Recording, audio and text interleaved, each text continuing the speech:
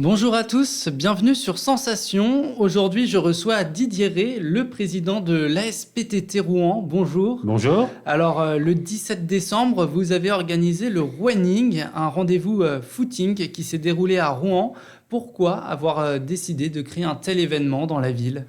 Alors, le rowing, d'abord, il faut resituer un petit peu le débat. C'est issu de ce qu'on appelait le parkrun, un concept anglo-saxon qui a été importé effectivement en France, et notamment à Rouen ces 2 dernières années, et qui consiste au départ à 9 heures chaque samedi matin à offrir la possibilité, gratuitement bien évidemment, sur les quais de Rouen, sur les quais rive gauche en l'occurrence, à tout un chacun de venir effectivement courir librement 5 km sans chronométrage particulier, juste pour le plaisir. Voilà. Donc le running est issu effectivement du parkrun et c'est le nouveau nom qu'a choisi la ville parce que c'est effectivement la ville qui patronne cet événement au départ. Et le running solidaire, en l'occurrence qui s'est déroulé samedi dernier, le 17 décembre, était un running sur lequel nous avons plus particulièrement contribué puisqu'il avait un caractère solidaire dont nous allons parler. Et justement, on y reviendra après au caractère solidaire, mais d'abord, il faut revenir sur le fait que ce footing, vous l'avez dit, vous ne l'avez pas organisé seul, vous avez été accompagné par la mairie de Rouen. Est-ce que ça n'a pas été trop difficile à mettre en place? Comment ça s'est passé en coulisses? Ouais, c'est une question de coordination, effectivement, avec la ville, avec Rouen Sport, qui est l'office des sports, effectivement, de la ville. Il a fallu créer en amont, effectivement, ce qu'on appelle des comités de pilotage, pour à peu près 2 mois avant l'événement. Même si on a l'habitude chaque année d'organiser ce type d'événement, il n'en reste pas moins que les acteurs peuvent être effectivement différents. Donc tout ça est redevable de comités de pilotage préalables qui permettent effectivement d'éclairer la mission de chacun en amont, qui est une mission parfois logistique, une mission presse. On avait vos confrères de France Bleu qui ont couvert dès vendredi soir l'annonce de l'événement et sur le site qui était là aussi. Donc il y a plusieurs ateliers, bien évidemment, qu'il faut prévoir et anticiper. Donc ça se fait à travers un comité de pilotage où tous les acteurs de la ville, de la SPTT Rouen et donc de Rouen Sport étaient associés. Et donc, pourquoi avoir choisi ce nom, Rouenning? Alors ça, c'est typiquement, effectivement, un choix effectivement de la ville. Vous aurez compris la consonance. Ing, ça vient de footing, running, entre guillemets, et Rouen-ing, c'est le clin d'œil de Rouen et running, quelque part. Voilà un peu, c'est ni plus ni moins, j'allais dire, ce jeu de mots. Et donc, quel a été votre rôle à vous, à l'ASPTT, dans ce projet?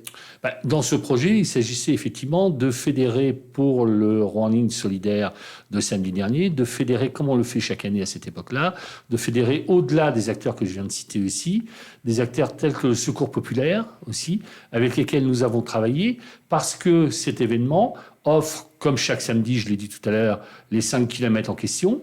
Donc c'était cultiver un public plus large encore que d'habitude, un public de parents, d'adultes, mais un public aussi d'enfants, et plus particulièrement d'enfants de milieu social défavorisés, pour les faire participer en courant à cet événement. Et puis, quelque part, le clin d'œil, vous l'aurez deviné, la solidarité, c'était une collecte de jouets que nous avons organisée aussi en amont et qui a permis ce jour-là, tout simplement de faire venir le Père Noël et puis de procéder à la distribution de jouets pour des enfants de 3 à 10 ans. Donc justement, on va y revenir. Pour les fêtes de fin d'année, le dispositif a donc pris une tournure solidaire en mobilisant les associations rouennaises qui luttent contre la précarité. C'était avant tout une opération pour rassembler par le sport des publics de tous les horizons. Eh bien oui, la solidarité, elle s'exerce ce jour-là, mais elle s'exerce aussi de façon plus générale toute l'année, et encore plus à ce moment de l'année aussi, où il y a besoin d'exercer vraiment de la solidarité. Donc on travaille déjà depuis plusieurs années avec le Secours populaire, avec des associations aussi de réfugiés, qui sont venus aussi et qui ont participé, qui ont couru. Certains ont collecté aussi des jouets, et donc quelque part, ça a fait le bonheur des enfants. Et le sport, c'est le moyen idéal de rassembler tout le monde, finalement. Encore une fois, oui. Le sport permet d'unir les énergies, permet de galvaniser effectivement les énergies. Puis quelque part, justement, ce trop-plein d'énergie éventuelle, notamment chez les enfants, eh bien, ils ont pu en découdre samedi, même s'il faisait très froid, moins 5 degrés. Certains ont couru, d'autres ont marché, d'autres sont même venus en trottinette. Mais en tout cas, tout le monde a participé.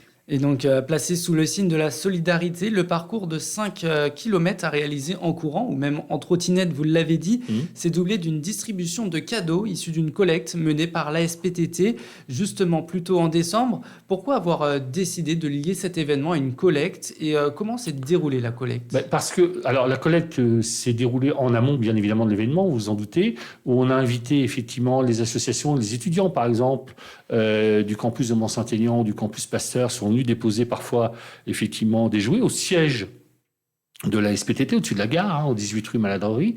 Donc ça, on avait anticipé un mois à l'avance, depuis le 15 novembre jusqu'au 15 décembre, les jouets ont pu être récoltés.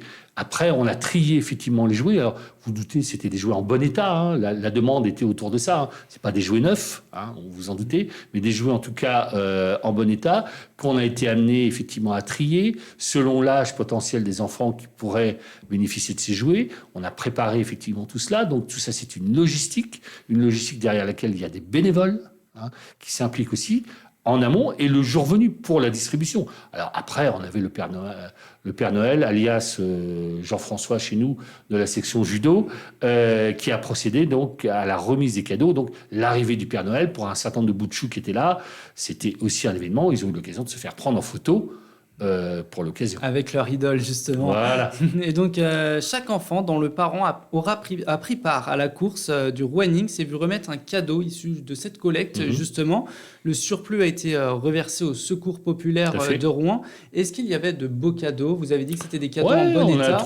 On a trouvé effectivement de tout, aussi bien des jouets, je pense à des camions, je pense à des circuits automobiles, des poupées. Il y en avait vraiment pour tous les âges et pour tous les genres.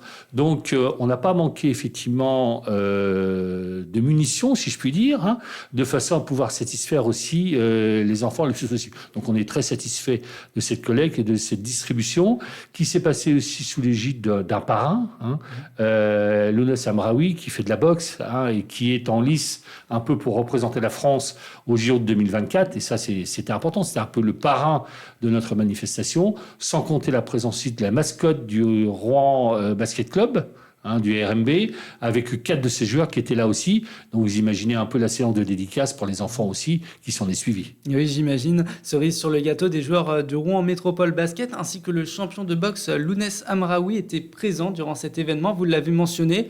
J'imagine qu'avoir des figures comme ça aide à attirer du monde. Bien sûr. L'idée, c'est effectivement de faire en sorte d'offrir un plateau différent, de faire que chaque année soit différente, qu'elle soit plus dense. Et quelque part, le pari est réussi. Plus de 200 personnes étaient là. À peu près 70-80 d'entre elles ont couru, marché ou trottiné, comme on l'a dit tout à l'heure. Et puis, effectivement, les parents étaient là et les enfants étaient là. Ça s'est passé au Novix Stadium. Pour le coup, c'était rive droite et non pas rive gauche. Mais le parcours de 5 km, moi-même, j'ai fait le parcours d'ailleurs de 5 km pour ne rien vous cacher. Et par grand froid, il fallait quand même avoir une allure un peu modérée pour faire en sorte que le rythme cardiaque ne soit pas trop bousculé. Et donc, justement, vous y avez participé. Comment vous l'avez vécu, cette course ? Très bien. Moi, j'ai l'habitude, effectivement, de ce genre de petites distances. Je ne suis pas un coureur suffisamment entraîné pour ambitionner des distances, en tout cas, supérieures à 10 km. Donc, sur un 5 km, en le pratiquant de façon modérée, c'était tout à fait, effectivement, abordable. Et surtout, bon enfant. Parce qu'on y croisait, effectivement, des enfants qui avaient tendance, vous imaginez, dès le départ, dès le coup de pistolet de départ, à partir, comme on dit, à bride abattue, et qui étaient un peu vite essoufflés. Donc, parfois, il fallait un peu les encourager. Au moment où on courait, on les croisait, ils étaient de nouveau arrêtés, et puis ils recouraient. Et puis, quelque part, c'était le collectif, quelque part, en route. Et donc justement, vous l'avez évoqué, ça s'est passé à rive gauche. Est-ce que le quartier...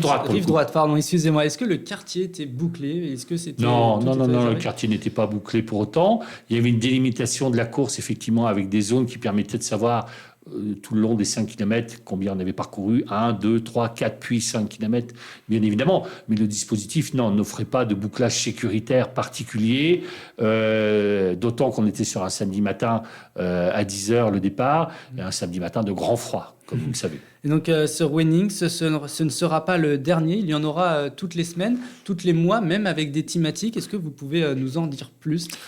Ce que je peux vous dire, c'est que on fera certainement aussi un running, effectivement, le samedi du mois de mars du sport donne des ailes dans le cadre des droits de la femme, bien évidemment. On organisera donc voilà une thématique toute trouvée. L'ambition de la ville, à nos côtés, c'est de trouver effectivement chaque mois une thématique différente, sachant que de toute façon, ce running, il a vocation hebdomadairement, chaque samedi matin, à 9 heures, sur les quais rive gauche, au départ du 106, d'offrir donc cette boucle de 5 km à qui veut courir. Merci Didier Ré d'avoir été avec nous sur Sensation. Merci à vous. Et pour revoir et réécouter cette émission, vous pouvez vous rendre sur le site internet Radio Sensation.